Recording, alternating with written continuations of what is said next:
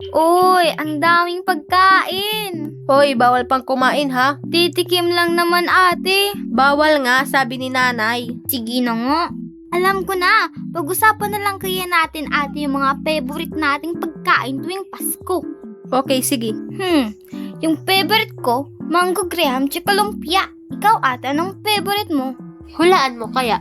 At pag hulaan mo, bibigyan kita mamaya ng 20. At pag di naman, ikaw magbibigay sa akin ng 20. Okay, deal? Deal! Okay, isa-isayin natin. Spaghetti? Mali. Pansit? Mali. Fried chicken? Mali. Lumpia?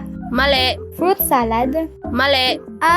Baka mango graham din. Mali. Pork adobo? Mali. Hotdog with marshmallow? Mali. Coffee jelly? Mali. Ito. Tama na ako dito. Sige nga, ano yon? Tubig? Ang layo naman. Sige na nga, talo na ako. Ito 20 pesos mo. Okay, easy money. Ano ba kasi yung favorite mong pagkain nate? Lahat. Lahat favorite ko. Ang daya.